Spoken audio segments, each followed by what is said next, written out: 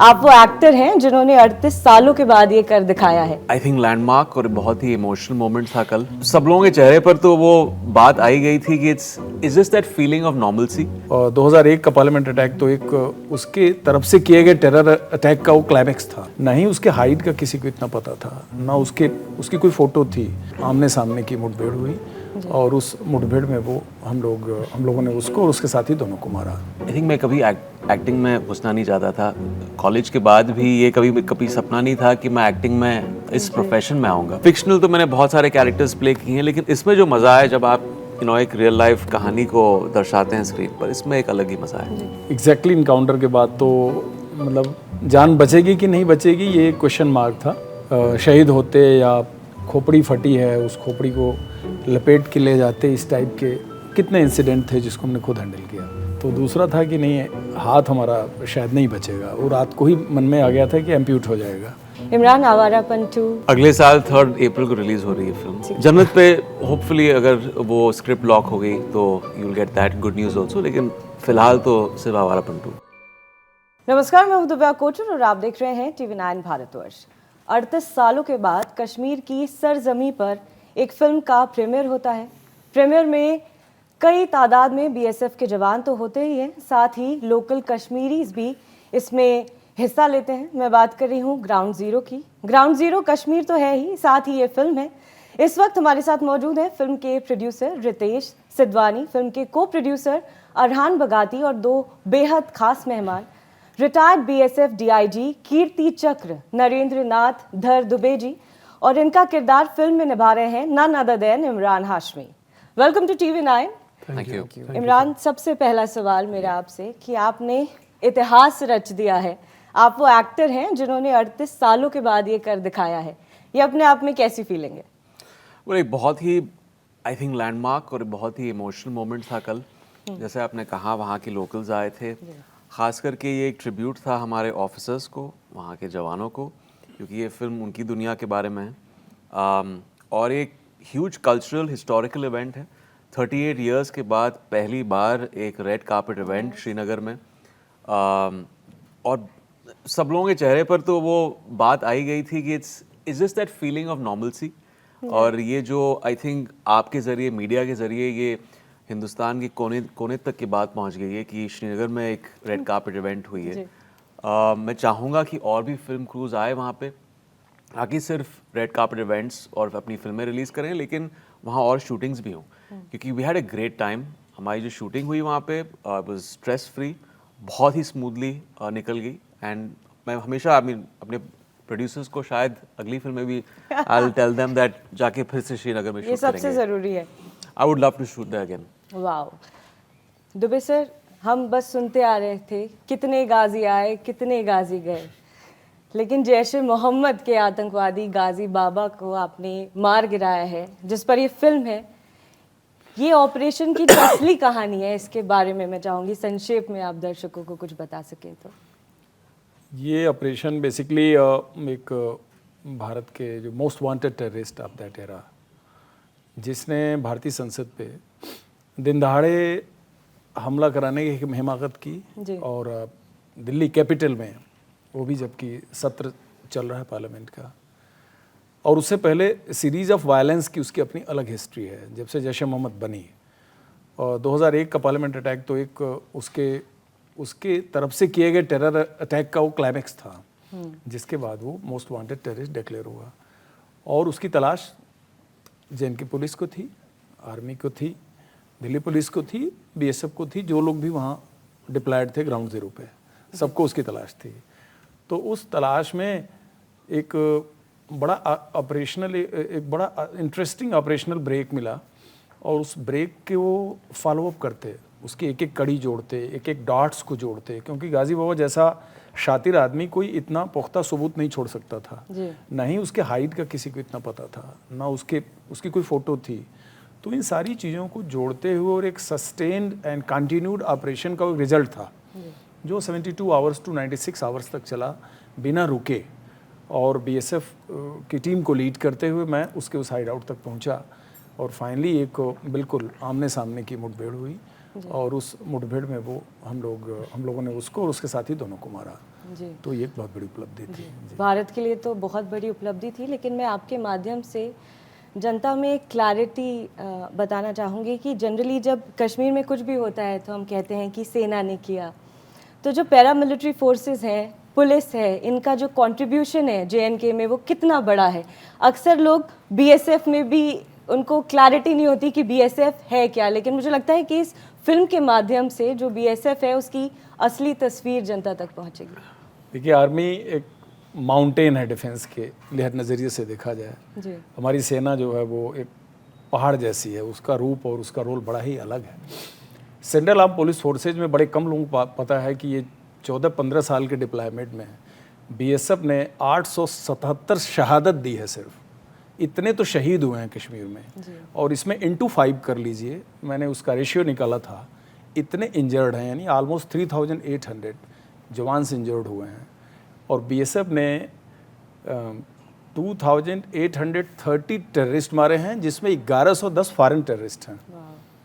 और वेपन और असलहा बारूद मतलब लाखों में है, इतनी बड़ी तादाद। आप बताइए 14 साल के अंदर इतना बड़ा काउंटर इंसर्जेंसी प्लेटफॉर्म पे इतना बड़ा अचीवमेंट मेरा, जिस 1991 के पीरियड में श्रीनगर या कश्मीर में कदम कदम घुसना मुश्किल था, उसको इस नॉर्मलसी के फेज़ में लाना, जिसमें कि अभी 24 घंटा पहले प्रीमियर हुआ है वहाँ मूवी का, तो आप इससे अंदाज़ा लगा सकते हैं कि इनका कितना कंट्रीब्यूशन रहा होगा इस नॉर्मलिटी। ये हिस्ट्री है अपने आप में, इसमें कोई दो राय नहीं। रितेश जी, मैं आपसे जानना चाहूँगी कि कमाल की फिल्में प्रोड्यूस की हैं, प्रोमिनेंट फिल्म मेकर हैं, और हमेशा दर्शकों को अलग तरीके की फिल्मों की उम्मीद होती है। आई थिंक लक्ष्य के बाद ये दूसरी आप लोगों की पेट्रियाटिक फिल्म है, तो ये ग्राउंड जीरो की शुरुआत कैसे हुई, इसके बारे में थोड़ा बताएं। आई थिंक इसकी शुरुआत हुई थी जब ये कहानी एक्चुअली हमारे पास आई थी विद द राइटर्स, जो प्रियदर्शी, संचित, विद तेजस अटैच्ड आई थी। ऑलरेडी उन्होंने काफ़ी रिसर्च कहानी पे की थी। जो इनके जो हमारे जो को प्रोड्यूसर्स हैं तालिस्मान फिल्म्स में, Nishikant and Abhishek, they had already met Dubey ji quite a few times. उन्होंने काफ़ी रिसर्च और क्लियरेंसेस जो उनको चाहिए थी to make, they were almost ready with a story and a script.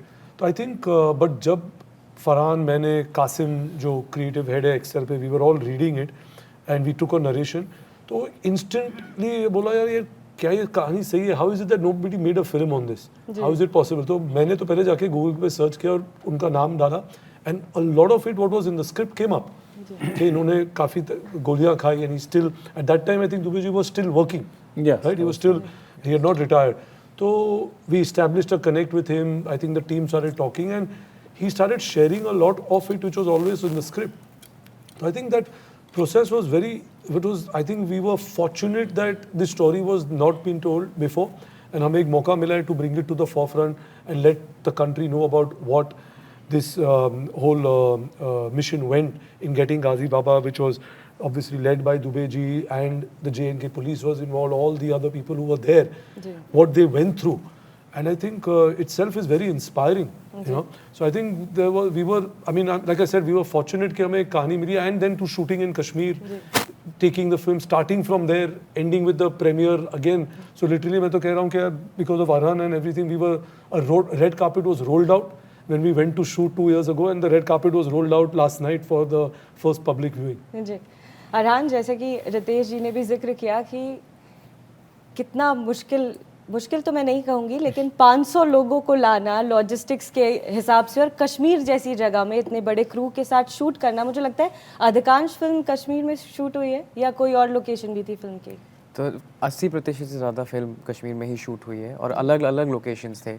मैं लगभग 4 साल से वहाँ रह रहा हूँ, पर मैंने इतने सारे लोकेशंस जहाँ फिल्म शूट हुई है खुद कभी पर्सनली विज़िट किया नहीं था फिल्म शूट से पहले। तो अलग अलग लोकेशंस थी, बट चैलेंजेस मेरे लिए पर्सनली ज़्यादा थे क्योंकि मेरी फर्स्ट फिल्म है। बट अदर देन दैट, सरकार का सपोर्ट, पुलिस का सपोर्ट, BSF का सपोर्ट, सबका पूरा सपोर्ट था, एडमिनिस्ट्रेशन का सपोर्ट। ऑनरेबल लेफ्टिनेंट गवर्नर ने डे 1 से इस फिल्म को सपोर्ट किया था, तो उसके वजह से हमें एडमिनिस्ट्रेटिव चैलेंजेस कश्मीर स्पेसिफिक बिल्कुल भी फेस नहीं किए। पर जो पर्सनल चैलेंजेस थे, मेरे न्यू फिल्म था, बॉलीवुड प्रोडक्शन आ रही है, दैट वाज न्यू, एंड इसलिए it was a learning curve for me personally, but I think from a challenging perspective it was more rewarding than challenging. I am sure. Arhan, आप खुद भी कश्मीरी हैं और जैसे कल हम प्रीमियर की बात कर रहे थे, तो वहाँ के जो यंगस्टर्स हैं उनमें वो जोश नज़र आ रहा है फिल्मों के प्रति। क्या लगता है कि अब कश्मीर के लोग भी बॉलीवुड में हिस्सा लेने के लिए बेचैन हैं और हमारे देश का नाम रोशन करेंगे? बिल्कुल, इनफैक्ट ग्राउंड ज़ीरो में भी हमने लोकल कास्टिंग क्रू को कास्ट किया हुआ है एंड प्रोमिनेंट रोल में। तो एंड कल आप प्रीमियर में भी अगर आप वीडियोस देखेंगे, बहुत सारा जोश था, बहुत सारे यंग लोग आए थे, यंग आर्टिस्ट आए थे सपोर्ट करने फिल्म को, सपोर्ट करने क्रिएटिविटी को। तो I think this is a step in a positive direction and the young people in Kashmir are going to be very, very happy and empowered with a step like this. Lovely. Imran, मुझे footpath से आपका अभी तक का पूरा सफ़र लगातार याद है और बहुत ज़्यादा ग्रे शेड इमरान ने किए हैं और बखूबी किए हैं। मुझे लगता है कि इमरान हाशमी के पास कभी भी ऐसी कोई स्क्रिप्ट नहीं आती जो बिल्कुल नॉर्मल या साधारण इंसान की है। अक्सर यही हुआ है। जी, हमेशा। फुटपाथ से लेकर ग्राउंड ज़ीरो की जो जर्नी है इमरान की, वो कैसी रही? आई थिंक बहुत ही अच्छी लर्निंग एक्सपीरियंस रही है। आई मीन एक ऐसे एक्टर जो आई थिंक मैं कभी एक्टिंग में घुसना नहीं चाहता था। कॉलेज के बाद भी ये कभी सपना नहीं था कि मैं एक्टिंग में इस प्रोफेशन में आऊँगा। मुझे कुछ और करना था। तो मैं हमेशा कहता हूँ कि मैंने ये प्रोफेशन नहीं चुना है, प्रोफेशन ने मुझे चुना है। और एक कह सकते हैं एक अच्छा एक्सीडेंट था 2003 में जब मेरी पहली फिल्म की शुरुआत हुई। और it's been a great experience. I think हाँ, किसी भी प्रोफेशन की तरह उतार चढ़ाव होते हैं, सीखने को मिलता है, अच्छे कोलैबोरेशंस होते हैं, बहुत सारे अच्छे रिलेशनशिप्स बने हैं और एक क्रिएटिव प्रोसेस जो मैंने डिस्कवर की पहली फिल्म से लेकर अब तक, ये प्रोसेस जहाँ आप एक कैरेक्टर को पढ़ते हैं स्क्रिप्ट पे, पेपर टू सिनेमा स्क्रीन तक वो जो एक सफ़र रहता है, दैट्स मैजिक। और यही एक चीज़ मेक्स एवरीथिंग वर्थवाइल। जो आप फेलियर्स का भी एक सामना करते हैं, वो भी एक तरह से ठीक हो जाता है। Because अगर आपका एक कोर ये जो पैशन हो टू क्रिएट दीज कैरेक्टर्स और ब्रीथ लाइफ इनटू देम और ऑडियंस के सामने पेश करना, तो फिर सब सही हो जाता है। लेकिन ये जो नॉन फिक्शनल फिल्म से नॉन फिक्शनल फिल्म करना, ये क्या थोड़ा एक्स्ट्रा डिफिकल्ट होता है? डेफिनेटली होता है। आई थिंक डिफ़िकल्ट नहीं कहूँगा। आई थिंक हर रोल में खुद में एक चैलेंजेस रहती हैं। बस आपको सिर्फ क्लियर होना पड़ता है कि इसमें आप किसी की असली निजी ज़िंदगी आप स्क्रीन पर डाल रहे हैं, एक रियल लाइफ इवेंट को डाल रहे हैं। तो उसमें एक जो रिसर्च होता है, जो एक, क्योंकि सिनेमा एक बहुत ही एक परमानेंट चीज़ होती है, आप किसी की ज़िंदगी को डाल रहे हैं, किसी की उनकी फैमिलीज़ देखने वाली हैं, वो देखने वाले हैं, तो वो उसमें रीटेक नहीं होता है। उसमें आपका जो प्री प्रोडक्शन का वर्क होता है। और थैंकफुली इस फिल्म में जो मुझे एक सपोर्ट सिस्टम मिला, एक्सेल मूवीज़ का, तेजस का, इन्होंने बहुत सारा ग्राउंड वर्क पहले कर लिया था। और फिर मेरा इनके साथ इन टच रहना, दुबे जी के साथ, बीएसएफ के ऑफिसर्स के साथ, बीएसएफ की फैसिलिटी ने जो हमें एक तरह से सपोर्ट सिस्टम दिया है इस फिल्म में, उसके वजह से आई थिंक ये जो जनरली एक चैलेंजिंग चीज़ होगी वो एक तरीके से आसान होगी हमारी फिल्म में। बट आई थिंक अगर आप मुझसे पूछें तो ये ज़्यादा फुलफिलिंग चीज़ होती है। फिक्शनल तो मैंने बहुत सारे कैरेक्टर्स प्ले किए हैं, लेकिन इसमें जो मज़ा है जब आप एक रियल लाइफ कहानी को दर्शाते हैं स्क्रीन पर, इसमें एक अलग ही मज़ा है। जी। इमरान, इस फिल्म से पहले कश्मीर जाना हुआ आपका? नहीं, इससे पहले नहीं गया था। मैं पहली बार श्रीनगर में ग्राउंड जीरो के लिए गया। तो मैं कहूँ कि 5 अगस्त 2019 के कश्मीर, मतलब अब जो कश्मीर है, नया कश्मीर, क्योंकि मैं आपसे सवाल तो कर नहीं सकती कि पहले और अब के कश्मीर में क्या अंतर है, ये मैं इनसे सवाल करूंगी। लेकिन कैसा लगा आपको? बहुत अच्छा लगा। आई थिंक वहाँ के लोग, जिस तरह की हमारी शूटिंग रही है, कल का जो इवेंट रहा है, I think it's been a very emotional journey. Srinagar में जाके शूट करके, वहाँ के लोगों से मिलकर, वहाँ एक पूरा जो शूटिंग का माहौल है और इतनी खूबसूरत जगह है, एक से एक जो वहाँ पे लोकेशंस हैं, अगर आप जाके शूट करें, तो ऐसी भी कोई लोकेशंस दिखाई है जहाँ पर नॉर्मली टूरिस्ट नहीं जाते? कुछ अलग बहुत सारी ऐसी स्काउट की हैं तेजस ने। तेजस आपको अगर आप उनसे बात करेंगे तो बहुत सारी ऐसी स्काउट की हैं, रेकी की हैं, जो आम जनता को पता नहीं है, जो टूरिस्ट को भी नहीं पता है। जी, जैसा कि जो मैंने सवाल इमरान से पूछा, अब मैं आपसे सवाल पूछूंगी कि नया कश्मीर कैसा है? जब कश्मीर हम लोग गए थे पहली बार, तो तब 1960, 62, 65 की कहानियाँ सुना करते थे फिल्म के बारे में। यानी उस ज़माने में फिल्में बनती थी, वो कश्मीर पे बनती थी। 70s 80s का भी एग्जैक्टली। तो जब हम हमने वहाँ पर अपना कदम रखा तो हमें लगा अच्छा पहले ऐसा होता था, पहले फिल्म भी बनती थी, क्योंकि जो फिल्म हम देख रहे थे वो तो बड़ी ख़राब थी। और उतने साल काम करने के बाद आज 2025 में ऐसी सिचुएशन आएगी कि इतना स्मूथ गोइंग एक ऐसा प्रोजेक्ट, ऐसी थीम जो कि टेररिज्म से जुड़ी हुई है, वो एक मुकाम तक पहुंचेगी, ये भी हम देख रहे हैं। तो मैं उस दोनों ही आप समझिए कि कालखंड के सेंटर में खड़ा होकर चीज़ देख रहा हूँ।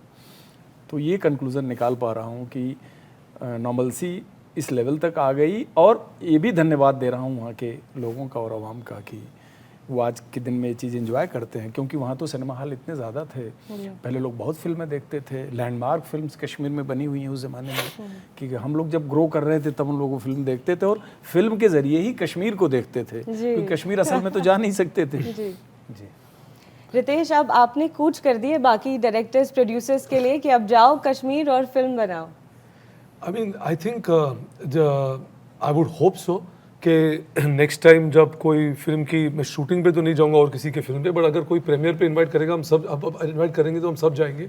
तो that's the hope. And not only that, I think एक होप है कि through ground zero and through the experience of shooting there and how wonderful the people are, how hospitable they are, hopefully we'll have international films wanting to come and shoot, because जो कश्मीर की जो landscape है is unimaginable about what you can get there. So I think we need to get the world to know that Kashmir is open for you to come and work there and explore it. I'm sure.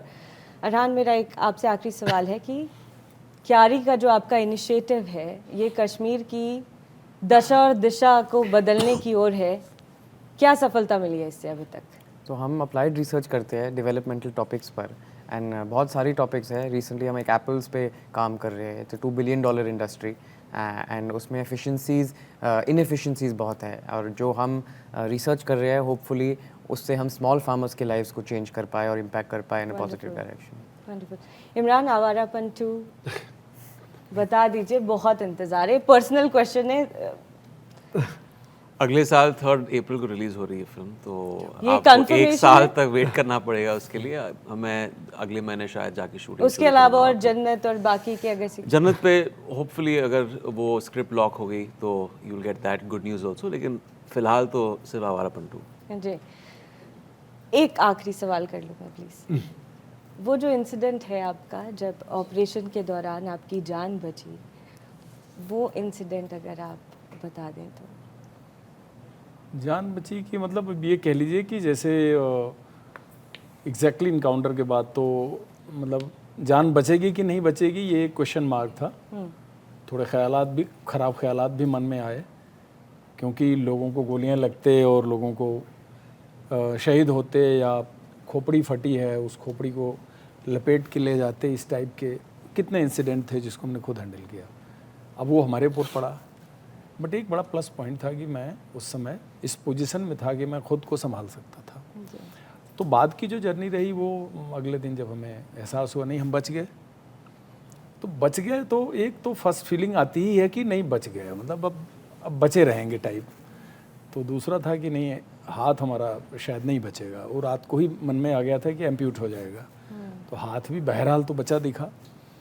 और जब आप एक success story सुनते हैं, जब आपको achievement के बारे में बताया जाता है कि अच्छा ये हुआ फाइनल रिजल्ट, और ये इस शेप एंड साइज़ का ये सक्सेस है, तो तकलीफ़ और जो आपके साथ इतनी परेशानियां आई हैं वो बहुत, उसका वॉल्यूम बहुत कम हो जाता है। आप फिर सक्सेस को जीते हैं, एडमिरेशंस को जीते हैं, लोगों के अप्रिशिएशन को जीते हैं। Thank you so much and all the very best, and we are so happy Ritesh कि आपने इमरान को चुना और ये फिल्म एक्सेल एंटरटेनमेंट के थ्रू आ रही है। Thank you so much and all the very best. Thank you.